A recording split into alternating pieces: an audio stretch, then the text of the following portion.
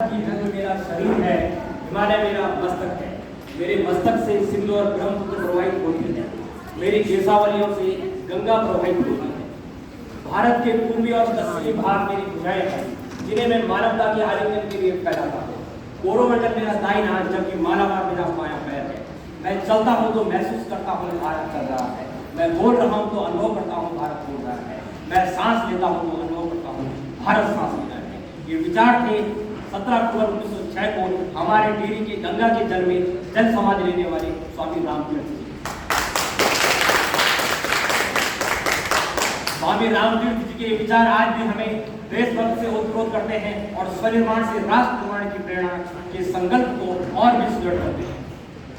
विद्या के अधिष्ठात्री देवी महाशारदा, सम्मानित प्राचार्य महोदया, डाइट की आभा और प्रभाव को प्रदेश ही नहीं बल्कि देश में फैलाने वाले मेरे सम्मानित शिक्षकगण, शिक्षणेतर कर्मचारीगण एवं मेरे प्यारे प्रशिक्षु भाइयों बहनों, आपको स्वतंत्रता दिवस की 78वीं वर्षगांठ पर मैं विश्व के सबसे खूबसूरत, सबसे बड़े लोकतांत्रिक देश भारत के सबसे खूबसूरत हिमालय राज्य उत्तराखंड के सबसे खूबसूरत टिहरी जनपद की सबसे खूबसूरत और बेहतर डाइट में हार्दिक अभिनंदन और स्वागत करता हूँ।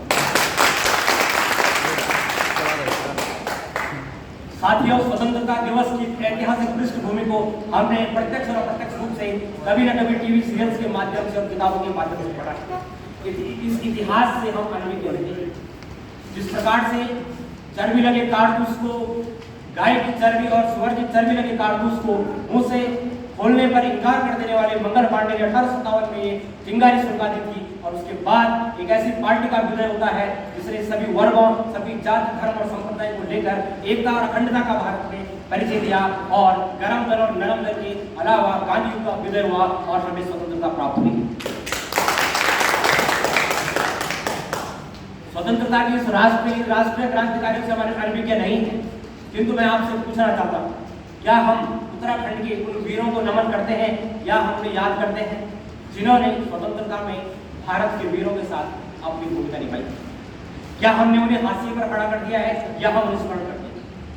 हम नहीं भूल सकते साइमन कमीशन के विरोध में लाला लाजपत राय के सहयोगी एवं नेहरू जी के प्राणों की रक्षा करते हुए अपने रीढ़ की हड्डी गंवाने वाले भारत रत्न गोविंद बल्लभ पंत जी।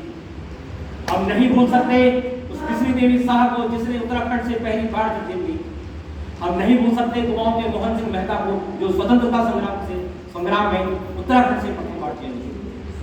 हम नहीं भूल सकते भवानी सिंह रावत जी को जिन्होंने चंद्रशेखर आजाद को दुबट्टा के जंगलों में विस्फोट की ट्रेनिंग दी।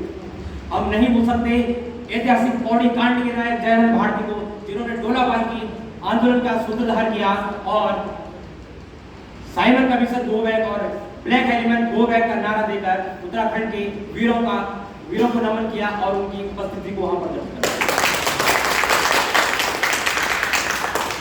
हम नहीं भूल सकते हैं मेजर देव सिंह नाल जो कि नेताजी सुभाष चंद्र बोस जी के अंगरक्षक बटालियन के कमांडर थे, चंद्र सिंह नेगी जी जिन्होंने अपना मणिपुर इंफॉल मोर्चे पर योगदान दिया और जौनसार की धरती के वीर पुरुषोत्तम धरती के वीर केसरी सिंह को जिन्होंने 3 मई 1945 को अपनी शहादत दी। हम नहीं भूल सकते हैं उन 3 क्रांतिकारियों को जिन्होंने 78 सत्याग्रहियों में से जो हमारे उत्तराखंड से थे, जिन्होंने नमक आंदोलन में गांधी जी के साथ सहयोग किया था, ज्योतिराम कांडपाल जी, भैरव दत्त जोशी जी और खड़क बहादुर सिंह जी। हम नहीं भूल सकते हैं कीर्तिनगर आंदोलन में शहादत देने वाले नागेंद्र सकलानी और मोनू भंडारी को, और हम नहीं भूल सकते हैं टिहरी राजशाही के खिलाफ बिगुल फूंकने वाले, ऐतिहासिक आंदोलन अनशन करने वाले, तुम मुझे तोड़ सकते हो तोड़ नहीं सकते का उद्घोष करने वाले श्रीदेव सुमन जी, जिनकी बदौलत आज हम स्वतंत्र भारत के, स्वतंत्र उत्तराखंड के, स्वतंत्र टिहरी में खुली हवा में सांस ले रहे हैं।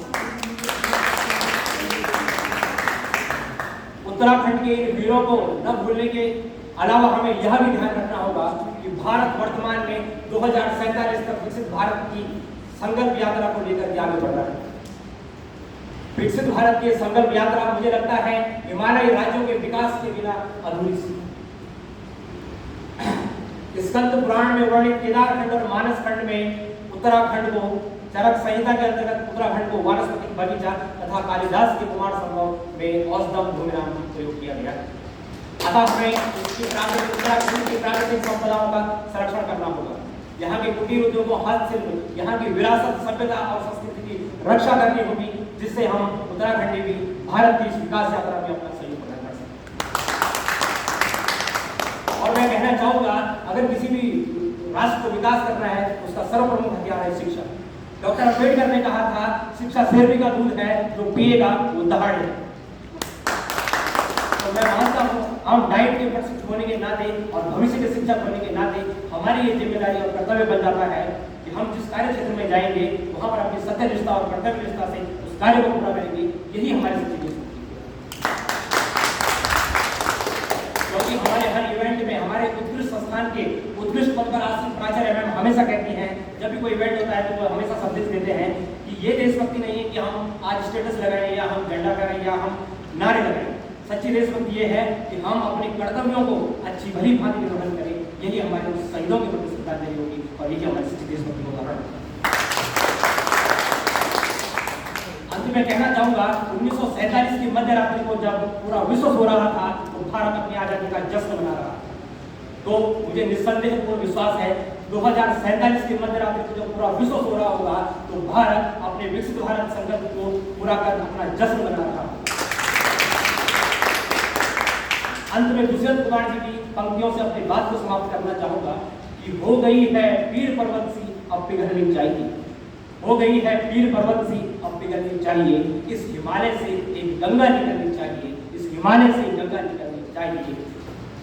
सिर्फ हंगामा खड़ा करना मेरा मकसद, सिर्फ हंगामा खड़ा करना मेरा मकसद नहीं, हर हालत में ये सूरत बदलनी चाहिए। मेरे सीने में